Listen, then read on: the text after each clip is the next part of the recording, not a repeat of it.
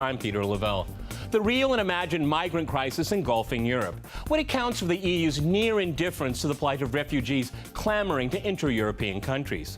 Could it be that these people are from countries NATO members have attacked, turned into failed states, or havens for terrorists? These refugees never wanted to leave home in the first place.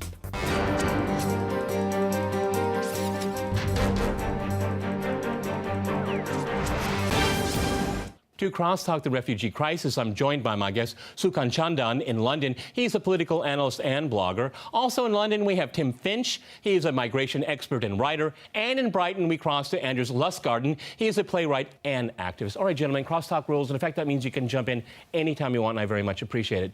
Sukan, in London, if I can go to you first, in looking at a lot of the reports, media reports, Western media, and then even looking at some official reports, looking at the United Nations, some of the things coming out of the European Union. In reading this literature and watching this media, I found a huge disconnect when we look at these refugees coming in to Europe. And I'm thinking of Italy, I'm thinking of Greece, Macedonia, even the UK to some extent, if you can get across the channel.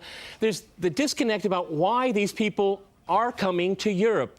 That part of the story isn't really told much. Go ahead.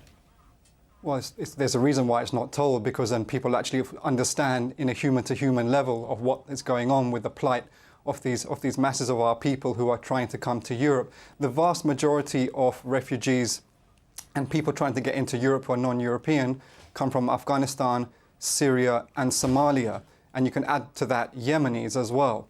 Now, these are people who have been directly impacted by the foreign policies, indeed, of the British state for many years, if not decades. So the British have traumatized and destabilized and turned these once quite stable, decent countries, in the case of all three countries actually, into a death squad militia hellhole.